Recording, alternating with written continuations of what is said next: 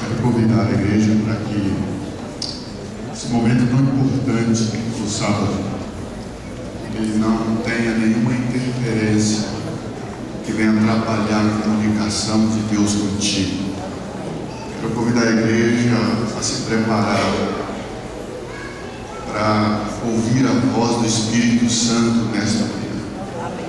Por isso eu quero dizer a você, fazer um convite direto a você: desligue o seu celular. Se caso você colocar no silencioso, coloque-o dentro da sua bolsa. Não há nenhuma ligação que seja tão importante quanto a que Deus quer fazer contigo nesta manhã. Esta igreja, ela tem muita coisa a fazer. Ela tem sentido e aceitado o chamado de Deus para uma obra grandiosa. Porém, a grande pergunta é: quantos estão envolvidos? Você já viu durante o intervalo algumas chamadas? Você viu durante o intervalo alguns convites que você recebeu? Quero lembrar a você: não esqueça de devolver depois isso aqui, esse formulário preenchido, formulário dos 300 gideões. Na saída, tem uma pessoa responsável recebendo. Você se cadastrar, se envolver.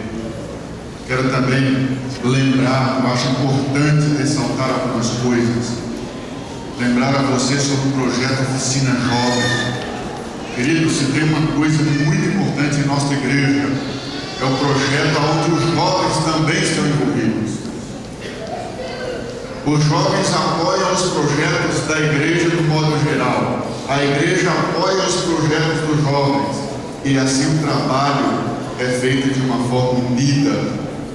Nós teremos então na próxima sexta-feira, no dia 10 às 19 horas, o primeiro tema será Triângulo das Bermudas, mensagem musical com Reis.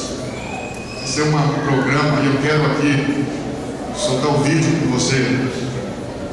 Eu estou relembrando isso para você entender a importância desses trabalhos que a igreja faz.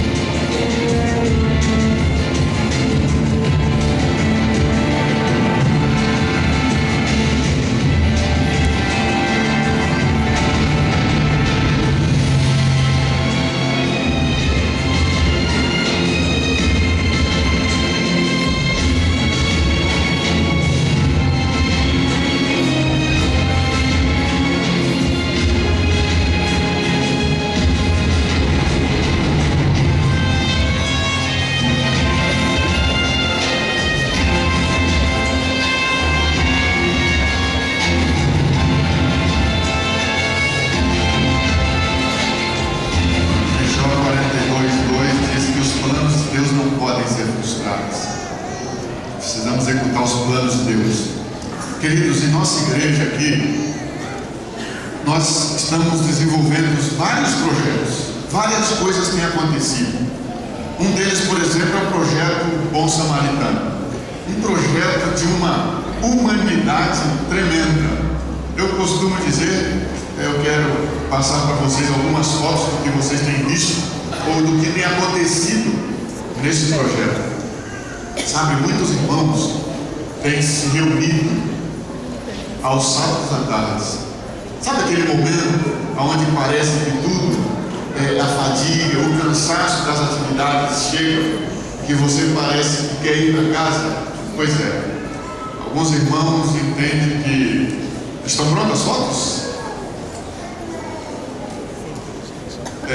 Alguns irmãos entendem que precisam andar a segunda milha. Você sabe, quando eu vejo esse projeto, eu penso em um filme, A Lista de Schindler, quando ele termina e ele diz assim, olha para o relógio e fala, daria para salvar mais tanto. Olha para o carro e se eu tivesse pedido mais tanto. Sabe? Pode ter certeza, pode passar o céu automático, ele vai passando aí, você vai vendo as fotos desse projeto, que muitas pessoas têm nesse momento de aparentemente de cansaço, tem andado a segunda milha para poder aliviar às vezes a fome de algumas pessoas que estão ali embaixo do viaduto, ou até morando em uma situação que precisa, que carece dessa mão amiga, né? Enfim, em diversas circunstâncias que não é nem um pouco confortável. Mas ali eles recebem alimento, ali eles recebem oração, ali eles recebem uma mão amiga, ali eles recebem a atenção de pessoas que estão dispostas a fazer isso. E eu não tenho dúvida que o cansaço e a fadiga, ela é suprimida por a recompensa no final de ter participado de um projeto como esse. Sabe, eu acho, e eu quero sugerir à igreja, não fique de fora. Sabe quantas outras pessoas poderiam ser alcançadas? Você já pensou? Uma pessoa, talvez naquela noite de sábado, ela vai passar aquela noite com fome, porque você não foi? Sim. Quanto mais pessoas envolvidas, mais pessoas alcançadas. Esse é o ministério que Deus quer para a sua igreja, para o seu povo, para os seus filhos. Alcançar o máximo de pessoas, aliviar, visitar. Queridos, já estou aqui com vocês desde 2 de março. Se vocês me suportarem, vamos dizer que aguenta mais, vou estar até dezembro. Estarei até dezembro, com exceção das férias importantes. E nessa ida e vida, é difícil, família, acompanhar. Agora mesmo, eu saí de casa sexta-feira passada, ontem fez 8 dias que eu saí de casa. Estive fazendo a semana de oração no Colégio Comum. Hoje estou embaixo. Alguém viu arrastando uma mala por aí? Não se prende, não. Eu quero apenas mostrar para você, se é que deu certo aqui, espero que sim, apresentar para você alguma coisa. Acho que eu estou aqui com...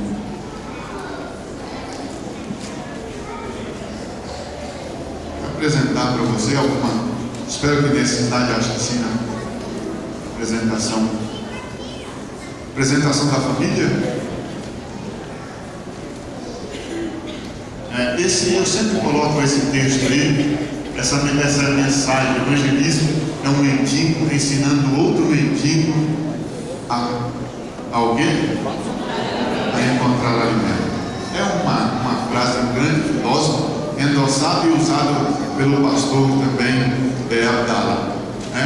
Então, o evangelismo é um mendigo ensinando outro mendigo a encontrar alimento. Quer dizer, somos todos pecadores, estamos sendo salvos e salvando outras pessoas também. São NASP, acho que quase todos conhecem, o NASP, o Centro Universitário, né? Essa foto aqui, olha lá, nascido em Jucuruçu. Entendeu bem? Parece o nome de cobra essa cidade, né? Jaracuçu, mas não, é Jucuruçu mesmo. Eu cresci em um contexto agrícola até os 17 anos. Eu conheci Machado, foi a avó viveu até os 17 anos de idade. Cheguei em São Paulo aos 17 anos sem conhecer o adventismo. Me formei em técnico de enfermagem, mas logo que eu cheguei em São Paulo eu tive o privilégio de conhecer a igreja adventista. Essa foto foi tirada em Teresina, onde eu estive no 2º ano de teologia, fazendo um trabalho lá. Essa é a minha família. Minha esposa e e a Amanda e o Mateus. A Amanda está hoje com 15 anos, o Mateus com 13 anos. Eu disse à minha esposa que ela vai se sentir um pouco baixinha na família, porque todos estão crescendo muito e eles já estão passando dela. Você pode ver que ela está menor, até mesmo o menino, 13 anos, já está um pouquinho maior do que ela. E esse é o texto-chave. Ele que crê e for batizado será salvo, ele que não crê será condenado. E essa então é a flor das flores. Eu disse um dia, eu peguei essa foto um dia e coloquei no Facebook. Então eu escrevi alguma coisa assim. Aqui eu vejo algumas rosas, porém a rosa que está à frente, bem em evidência, essa é a mais bela. Sabe por quê? Ah, eu sei. É porque essa eu amo. Dá mais uns comentários, né? Queridas, é lógico que o objetivo foi atingido. Eu queria que no serviço dela ela olhasse que realmente ela viu. E ela lá então fez o seu comentário que me deixou muito feliz. Quero nessa manhã compartilhar com vocês uma verdade bíblica. Quero pedir para abrirmos a Bíblia em 2 Coríntios, segunda carta aos Coríntios, capítulo 5 e o versículo 14. Aqueles que me veem pregando, eles têm mais evidência da minha origem, né? Quando eu prego, o sotaque é mais evidente, o baianês. Queridos, eu quero deixar na tela aí uma imagem do que eu vou falar, mas eu quero chamar você a atenção para esse texto. Nesse momento, quero pedir que a igreja abra a sua Bíblia e agora curve a sua fronte. Vamos falar mais uma vez com Deus. Pai Santo, Deus eterno, louvado seja o teu nome, porque o Senhor é digno de toda a honra e toda a glória. Amém, Senhor. Por favor, Senhor, atue poderosamente em nossa vida através do Espírito Santo. Eu sei que nenhum mestre em teologia, nenhum homem, nenhum filósofo, ou qualquer pessoa que tenha qualquer doutorado é capaz de atingir um coração humano se não estiver com o Espírito Santo de Deus. Portanto, nesta manhã eu peço que a tua presença venha quebrantar os nossos corações e fazer com que possamos compreender o verdadeiro sentido da vida. Te pedimos em nome de Jesus. Amém. Queridos, eu gosto de Paulo por alguns motivos. Não estou dizendo que não gosto dos outros autores. Gosto de Paulo por alguns motivos. E um deles é porque Paulo usa muito o contexto psíquico. Paulo fala muito da psicologia. Você vê, por exemplo, em Romanos capítulo 12, ele fala que nós precisamos de uma renovação do entendimento. Em 1 Coríntios capítulo 4, versículo 4, ou 2 Coríntios 4, 4, ele fala que o Deus deste século cegou o entendimento dos incrédulos, para que não compreendam, para que não lhes resplandeçam o Evangelho da Justiça.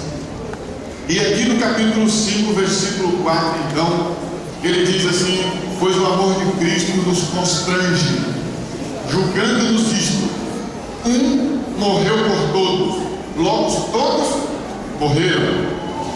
E ele morreu por todos, para que os que vivem não vivam mais para si, mas para aquele que por eles morreu e ressurgiu.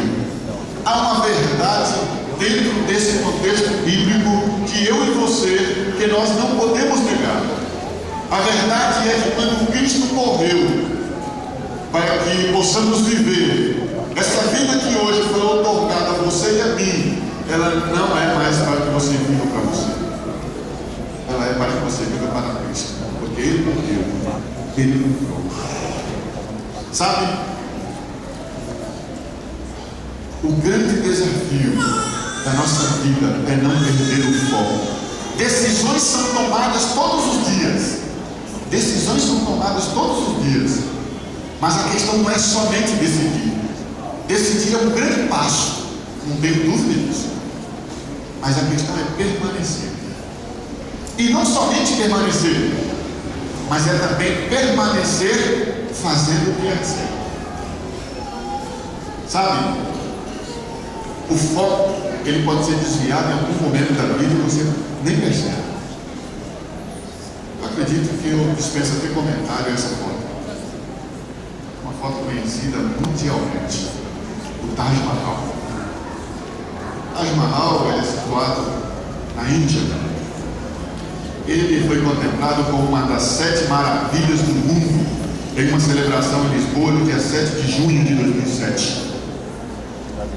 Sabe, essa obra foi uma obra caríssima e também demorada. Ela foi feita entre 1630 e 1652. 20 mil homens foram contratados para trabalhar. Feito de mármore puro, mármore branco. Uma obra excelente. Quem fez foi o imperador Shah Jahan. E este homem, ele teve um motivo para fazer essa obra. Só que não foi feito simplesmente por vaidade. Ele tinha um motivo muito especial. A história tem alguns detalhes, mas um dos grandes detalhes dessa história é que a esposa dele estava para dar à luz ao 14º filho. Isso não é família, isso é uma prole, né? E ao dar à luz o 14º filho, ela morreu.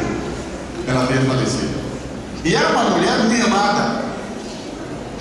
Segundo a história conta, esse homem era apaixonado pela sua esposa. E era mesmo, viu?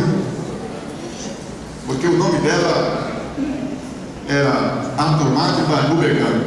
Pelo nome já saía correndo. Mas ela, de verdade, apaixonada porque o nome dela era conhecido como Matas Mahal. Era o apelido, na verdade, conhecida, queria dizer joia do palácio. E ao ela falecer, dar à luz o 14º filho, então ele queria fazer algo que pudesse ser memorável. E ele então começa a fazer esta obra. Com as escavações, as fundações, com tudo aquilo que acontece, ele queria fazer em cima do túmulo da sua esposa, porque ali ia lembrar o que aconteceu. A vida, os dias passam, 20 homens trabalhando, escavando, e em um dado momento, então, aquela bruta máquina tira a urna, tira os restos mortais daquela mulher, imperceptivelmente, jogando em qualquer lugar, aquilo vai para o lixo, ninguém percebe, de modo que quando os fundamentos, a fundação desse monumento começa a ser feito, o brilho já despontava. E eles começaram a ficar radiantes, já pensando como isso seria feito. Sabe? E eles começaram a construir, e começaram os mármores, os pedreiros, os profissionais, trabalhando, e todo mundo, e fotos, e celebrando a cada momento. E a essa altura da história, a pobre mulher não sabia mais para onde estavam os restos mortais. Tinha sido jogado fora. Mas quem lembrava? Afinal de contas, o foco agora era o Taj Mahal. Esse era o foco. Afinal de contas, essa obra deveria ser contemplada. E este homem, então, também juntamente com os funcionários, começou a investir, trabalhar, e enfim, ela fica pronta. E aí todos contemplam o Taj Mahal, que é terminado em 1652. E na celebração agora, ninguém se lembra qual foi o motivo que essa obra foi iniciada. Celebra-se a grande obra, mas o motivo não ficou esquecido. Sabe? Importante a gente entender algumas coisas. Qual é o propósito da igreja no plano de Deus?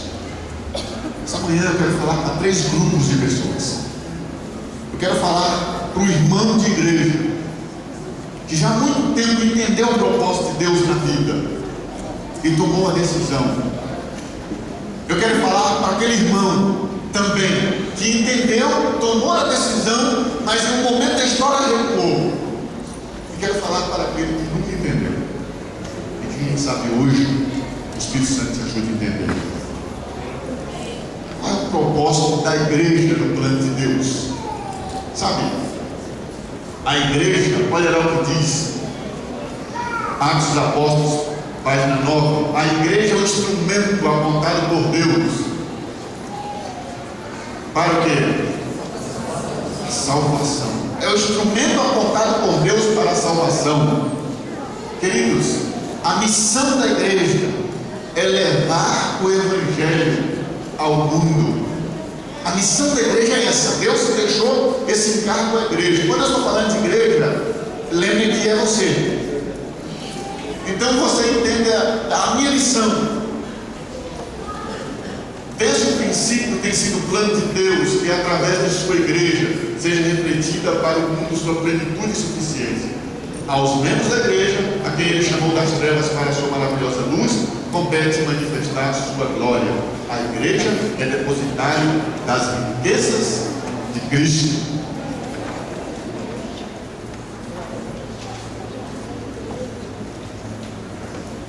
Qual é a motivação para que a igreja cumpra a missão?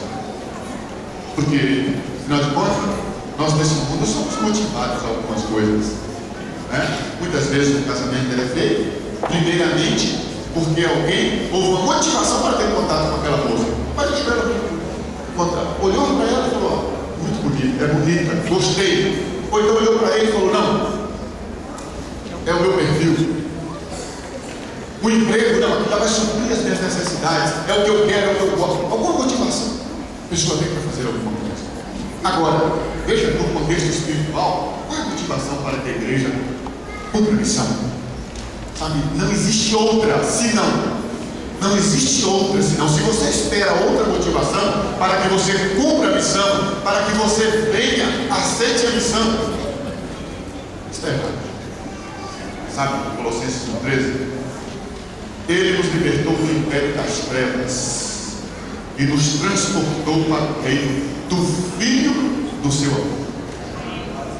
Não existe outra motivação do que ser liberto. João, ele fala: conhecereis a verdade vos libertará. Você vai perceber que o que Cristo fez por você foi puramente por opção. Porque Deus, ele poderia deixar você se perder e mesmo assim ele ainda seria um Deus justo. Porque ele já havia colocado todo o plano para os nossos primeiros pais. E ele disse: olha, se vocês comerem, vocês vão morrer. E eles escolheram, de certa forma, o pior, satisfazendo os seus próprios desejos. E Deus, se Deus não criasse nenhuma interferência, a morte era certa, e Deus continuaria sendo justo, e ele poderia fazer de uma outra forma. Mas Deus escolheu, ele escolheu te salvar, ele escolheu te envolver, para que, se salvando, possa salvar outros também. Sabe, não precisamos ter nenhum outro motivo. Não precisamos ser bem vistos, não precisamos ser queridos por todo mundo, não precisamos nada mais além de entender que a gratidão de sermos libertos das trevas, ela vai quebrantar o nosso coração. E que no texto de Paulo, ele usa no mínimo 3 pontos importantes. A primeira coisa é constrangido. Não sei aqui quantos já têm sentido constrangido diante de Deus. Eu não sei quantos aqui sentem saudade. Ah, Senhor, eu não vejo a hora de chegar 3 horas da manhã, porque aquele momento é um momento gostoso de estar contigo. Não sei quantos sentem saudade disso.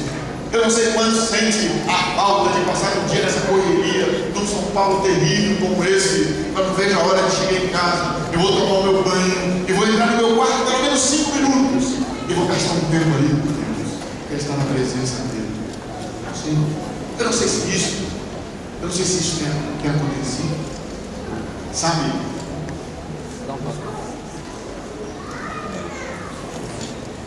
Colossenses 2,15. diz que ele tem uma verdade que diz que quando Cristo veio a esse mundo, ele fez tudo por você. Fez tudo por você.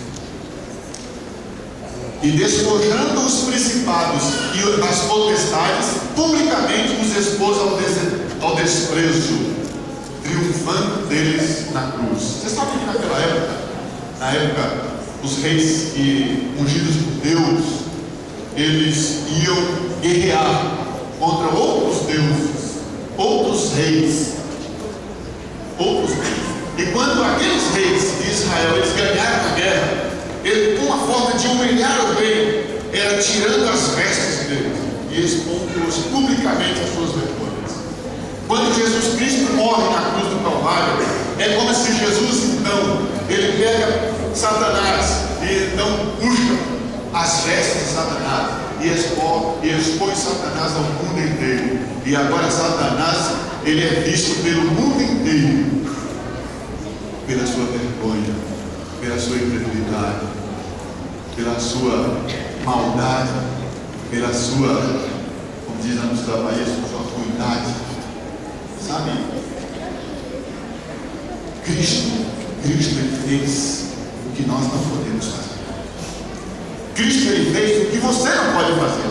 Agora, o que eu posso fazer, ele não vai fazer.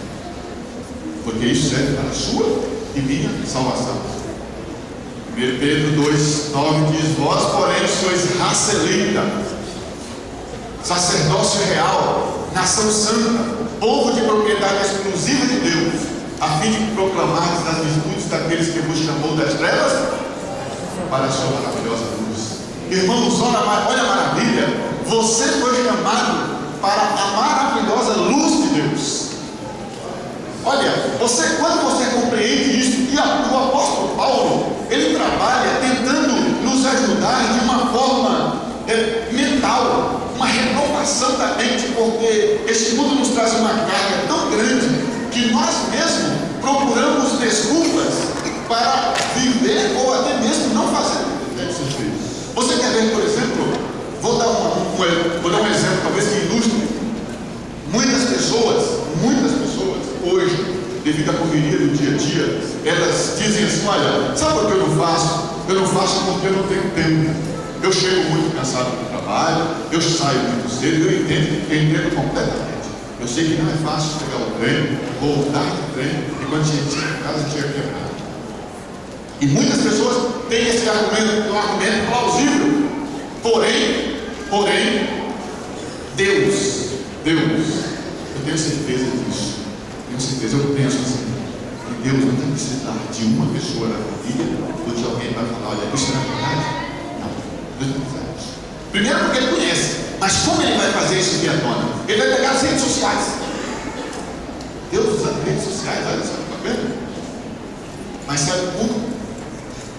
Porque ele vai, por exemplo, pegar o Facebook e falar assim: olha, você disse que não tem tempo, mas olha aqui, ó, dia 5 de tal mês, tal, gastou 2 horas, dia tal, tantas horas. E assim você vai ver que ao puxar esse extrato virtual, você vai ver que você tinha muito tempo. E agora? Sabe, queridos, 3 coisas no mínimo. Primeiro é se constranger, permitir que o Espírito Santo nos constranja. Segundo, motivar, o Espírito Santo nos motive. E terceiro, morrer para o mundo.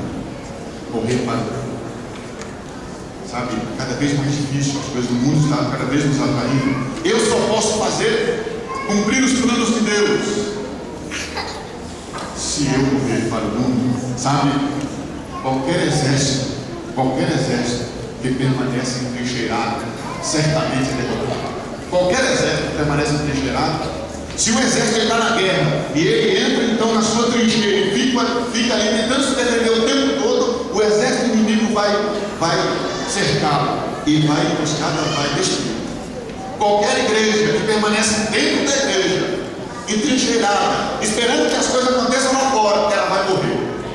Se ela não sair para cumprir o propósito dela, qualquer pessoa que está esperando, às vezes, não, eu vou esperar, sabe, eu vou esperar que vai dar certo.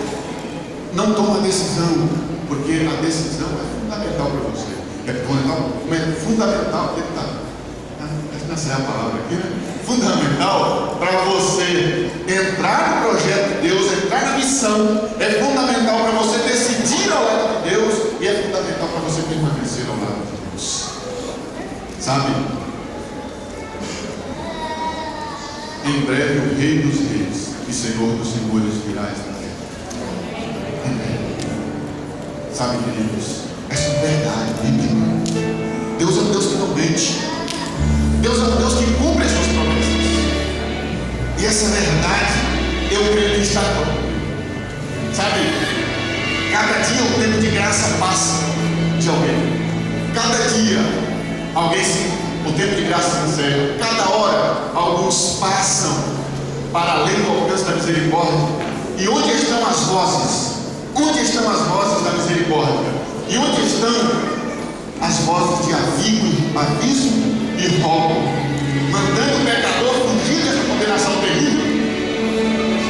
Onde estão as mãos estendidas para fazer proceder no caminho da morte? Onde estão os que com humildade e fé, perseverante, intercedem junto a Deus por ele? Onde estão? Sabe, semana passada, uma mulher no seu trabalho é assaltada. As pessoas vão até o caixa eletrônico, conta R$30, volta e bota fogo na mulher. Você está satisfeito com este mundo? Você está feliz nesse mundo? Pode ser que quando você está feliz, muitas pessoas estão morrendo, muitas pessoas estão sofrendo, famílias inteiras passando fome. Não devemos conformar com esse mundo, irmãos. Precisamos dedicar o máximo de tempo possível, de meia hora, livre por dia. Senhor, esta meia hora é tua.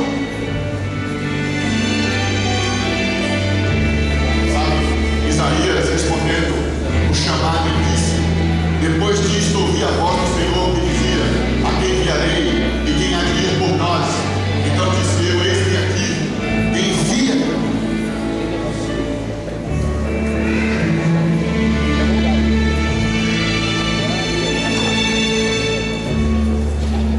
Sabe, irmãos, olhar para esse mundo, às vezes eu penso que a profecia bíblica poderá ser cumprida. Quando Jesus voltar, porventura haverá fé na terra. Sabe, esta manhã eu quero chamar a atenção nesse último minuto para você, porque eu não sei se amanhã nós teremos oportunidade. Estive em Curitiba e um senhor aparece na igreja e ele diz: olha, eu li um livro. Eu li um livro. Esse livro me causou uma implicação de indagações muito. Eu quero tirar essa dúvida. Aquele rapaz entendeu que Deus estava levando ele a uma mensagem. Ele leu o livro até esperança 2 vezes. E depois de uma semana eu penso de estudos bíblicos, no final de semana ele desceu as águas da batina. E ele se entregou inteiramente a Deus. Hoje faz parte de duplas missionárias na cidade de Curitiba. Inúmeras pessoas têm decidido,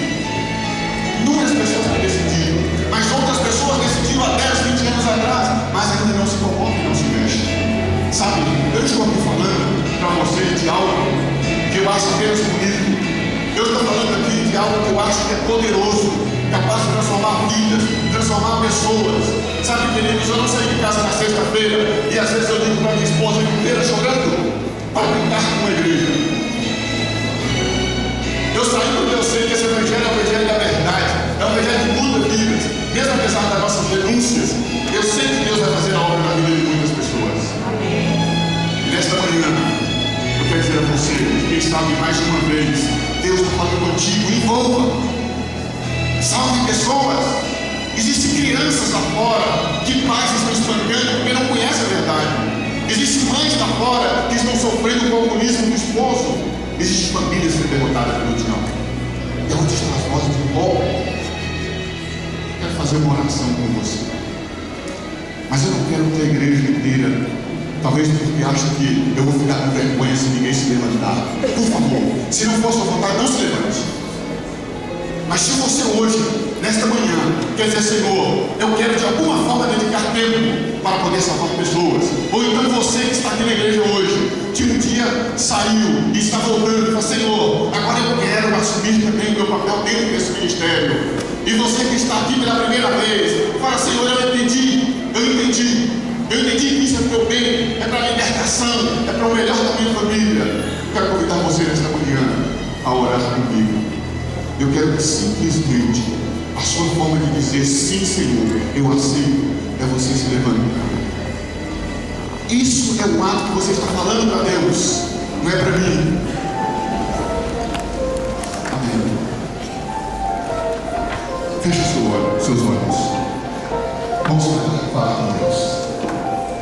Senhor nosso Deus, Pai querido, tem misericórdia de nós, Pai. Como é difícil, Pai, às vezes ir contra as nossas tendências, as nossas vontades, e às vezes interromper até os nossos objetivos. Mas, Pai querido, o nosso mundo não é aqui. O que o Senhor tem preparado para nós é algo mais grandioso, é algo que nós nem imaginamos, procuramos de forma superficial mentalizar, mas sabemos que é algo muito maior.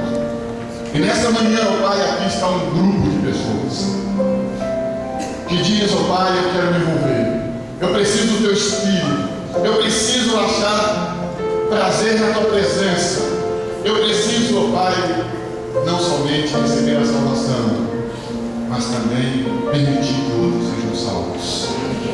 Então, nesse momento, ó Pai, neste compromisso de fé, nós nos colocamos diante de Ti para dizer que estamos dispostos sim a fazer a obra que o Senhor tanto quer, para que esta obra seja terminada e assim possamos ascender ao céu e assim desfrutar das bênçãos maravilhosas que tem reservado a cada família que está aqui nesse local sagrado. Dá-nos o prazer de andar na Tua presença, Pai. Nos batize com o Espírito Santo e nos ajude para que os planos que o Senhor tem para nós não sejam frustrados. Te pedimos em nome de Jesus. Amém. Graças a Deus.